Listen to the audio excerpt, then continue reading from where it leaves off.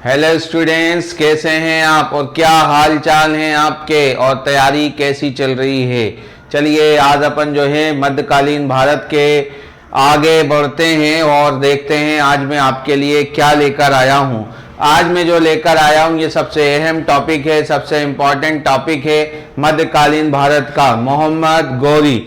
ये जो मोहम्मद गौरी है ना, सबसे पहले अपन इसके बारे में चर्चा करेंगे कि इसका वास्तविक नाम क्या था। तो इसका जो नाम जो था, मोहम्मद गौरी का जो नाम था वो सिहाबुद्दीन था। एक नाम क्या था? सिहाबुद्दीन। एक नाम क्या था? सिहाबुद्दीन था। दूसरा एक और नाम था उसका, मुइजुद्दीन। मुइजुद्दीन क्या था? मुइजुद्दीन। तो अब यहाँ बात आई, अपन पूरा एक ही लाइन में इसका नाम पढ़ेंगे, सिहाबुद्दीन, मुइजुद्दीन, मुहम्मद गौरी। मुहम्मद गौरी।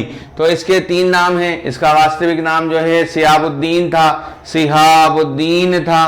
दूसरा क्या नाम था? मुइजुद्दीन था। तीसरा जो वास्तविक नाम है जिसके नाम से ये पॉपुलर हुआ, या आप कह सकते हैं कि इसी नाम से इसका चलन है, वो है मोहम्मद गौरी।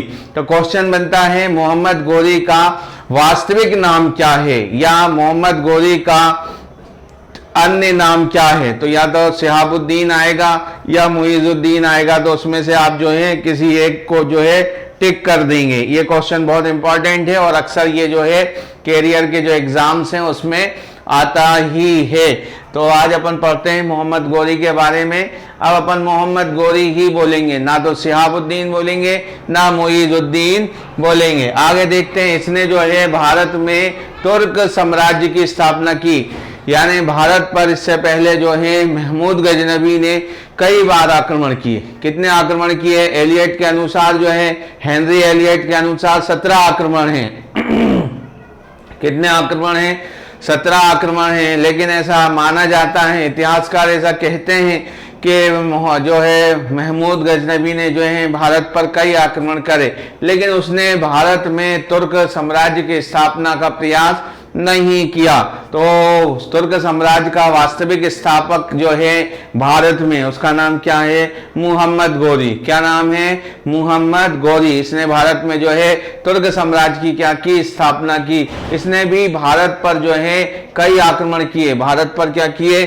कई आक्रमण किए। सबसे पहला जो आक्रमण है इसका 1175 में मुल्तान पर था। 1175 में किस पर था? मुल्तान पर था। और 1178 में गुजरात पर था। तो जो 1175 में जो मुल्तान पे था, इसमें ये विजयी हुआ। इसमें जो है विजयी हुआ। लेकिन जो 1178 का जो था गुजरात में जो हुआ, या गुजरात में जो किया, उसमें जो सोलंकी या चालुक्य वंश का जो शासक था, चालुक्य सोलंकी साम्राज्य यानी वंश का या कुल का जो शासक था, जिसका नाम क्या था? मूलराज सेकेंड, मूलराज द्वितीय, मूलराज द्वितीय। उसने आबू पर्वत के नजदीक जो है, आबू पर्वत के पास जो है मोहम्मद गौरी को क्या कर दिया?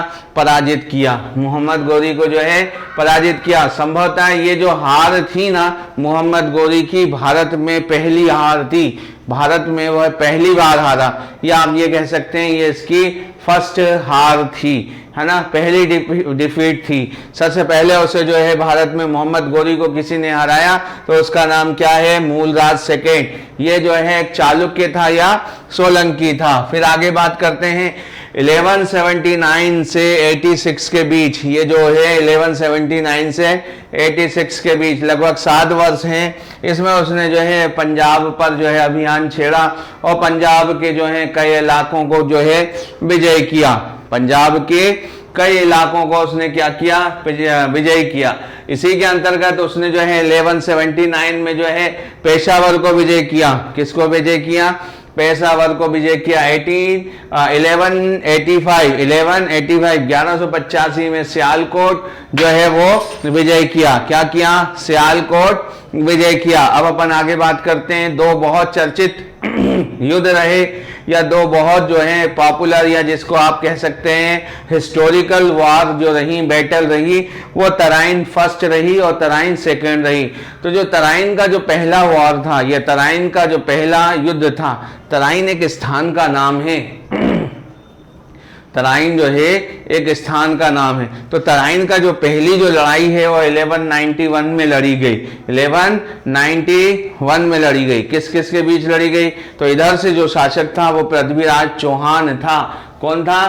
पृथ्वीराज चौहान था। और जो दूसरा जो शासक था वो मोहम्मद गौरी था।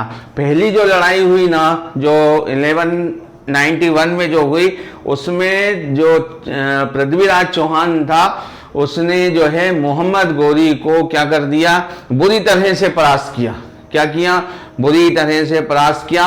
लेकिन मोहम्मद गौरी जो है अपने सिपा सालार और जो सैनिक थे, सोल्जर्स थे, सेना नायक थे, उनकी मदद से जो है भाग निकला।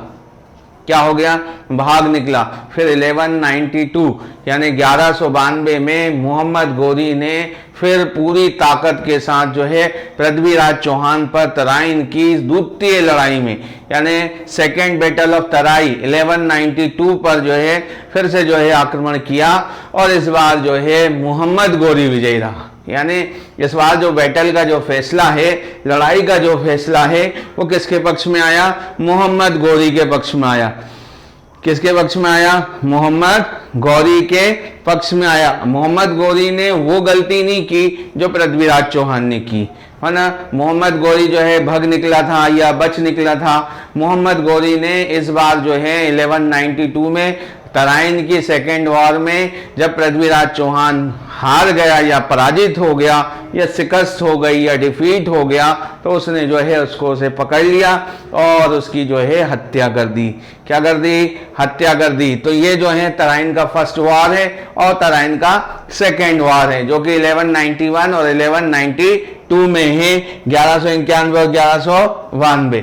अब अपन आगे बढ़ते हैं 1194, 1194। इसमें जो है उसने जो है बहुत चर्चित, यानी बहुत अच्छा युद्ध है, ये भी बहुत इतिहास में प्रसिद्ध है और इस पर भी जो है क्वेश्चन आते हैं। चंदावर का जो युद्ध है, इसमें जो एक राजपूत शासक था, कौन था?